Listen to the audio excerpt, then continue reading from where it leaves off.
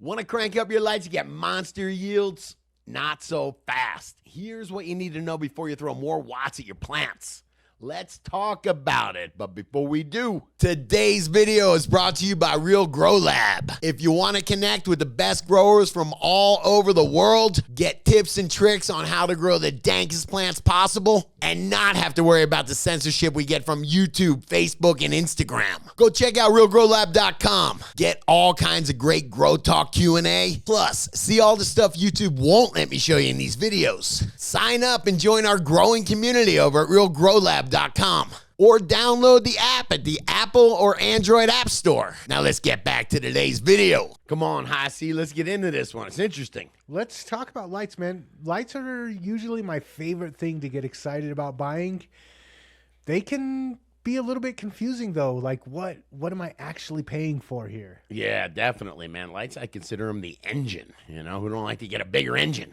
Yeah, and maybe a bigger engine isn't always what I'm looking for. Maybe not. Let's get into it, man. All right, so let's start off with my first question about lighting. Yeah. And I know that in veg, we want to go for 18 hours of light.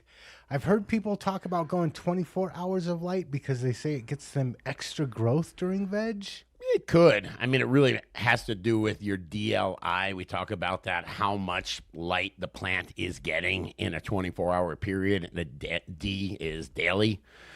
So if the plant is getting enough, if it's getting enough to where it can thrive in 18 hours and you're getting super diminishing returns where it's just not doing much with that extra light, then you're really wasting your energy.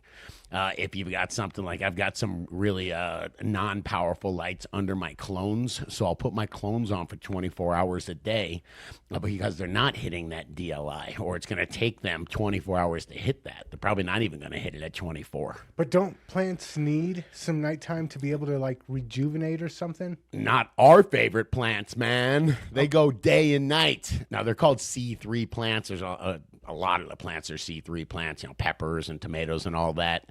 And yes, they need, during flowering, they need a night period to generate hormones. But for the plant to build itself, meaning in vegetative growth, it can, what a lot of plants do during the day is they'll make sugars. They'll take the carbon and the water, infuse it and make sugars. Then at night, they'll break those sugars down into energy and build plant material with them. Cannabis can do that day and night. Doesn't matter. They're doing that at the same time. So, no, they don't, in vegetative, they don't need a dark period. That being said, it is all these plants have been grown or, you know, for millions of years under a dark period, you know, some kind of darkness.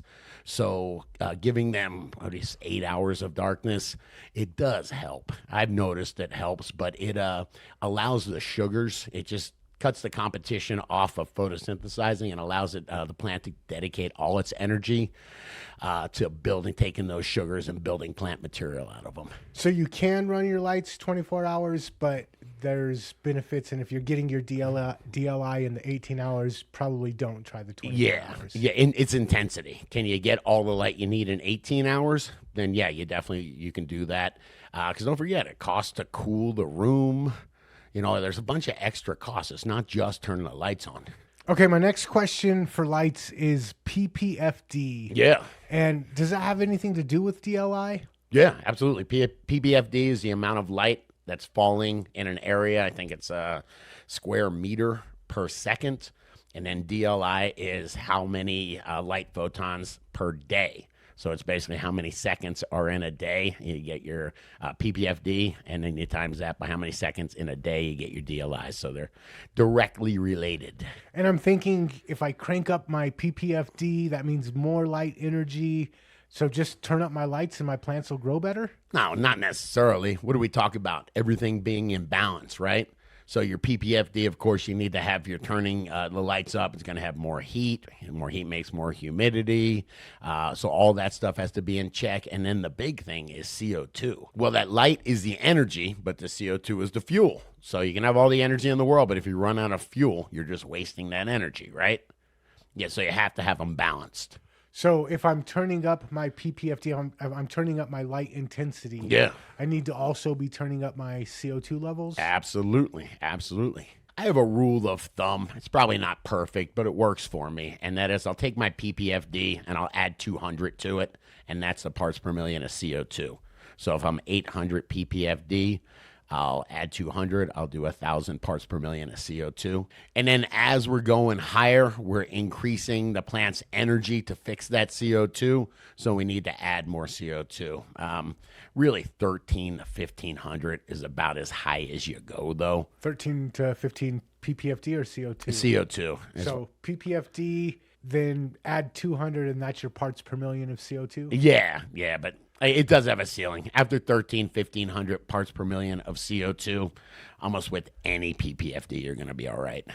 Okay, while we're on the topic, you were Sure. showing me a study, I think by Bugbee, where he was talking about he increased the light to actually 3,000 PPFD. Yeah, man, I will give a shout out. I saw this Professor Debaco University, and he was talking about a study that I believe Dr. Bugbee did. These are legit scientists. They've got the integrated spheres, and they're doing A/B testing and growth chambers and whatnot. So it's really interesting stuff, the kind of stuff that we don't see on, in the forums and whatnot. But they took plants, and I think it was 600, 800, and 1,000 PPFD they were vegged under. And then they put them in higher light situations, and they were able to get them to up to 3,000 PPFD. And granted, if you're going to try this, by the way, I got excited and went to my grow and turned my lights up and burnt the heck out of my plants. So you have to do this very gradually. But they found some pretty interesting stuff. And that is, I'd always be like, 1,000, 1,500 parts per PPFD. That's your sweet spot. You can go higher, but you get diminishing returns. I know what diminishing returns means. I never really understood exactly what they were. You will get a bit of a performance increase, but it cost a fortune. It was something like, I think, between 1,000 and 2,000 PPFD. You'll get like a 30% performance increase, but you'll pay 2.5 times the amount per square foot to light and cool that thing. So if I'm paying 2.5 times, that's two and a half more tents that I could put next to it for that same price. What do you think I'm going to get more out of? 30% more efficiency, and efficiency is like how efficient the plant. They call it photosynthetic efficiency. How efficient the plant can take that CO2 and that light and turn it into glucose sugar. Do I want to pay 2.5 times for 30% more efficiency on my 2x4 tent here? Or do I want to get another 4x4 tent and another 2x4 tent? Which one do you think I want to do better with? But that is just my 2 cents on lighting upgrades. You can spend a lot of money. It doesn't mean you're going to get a bunch more performance. I would encourage you to explore things like UV light, far red light, as opposed to just blasting your plants with more photons that they may or may not be able to use. But come on, what about you? You got any lighting hacks? What do you run your PPFD at? Let me know in the comments. And come on, if you like this video, hit the like button. Hit that subscribe button. Share this video with another grower you know. And check out the other couple of videos YouTube's recommended. We think you'll dig them.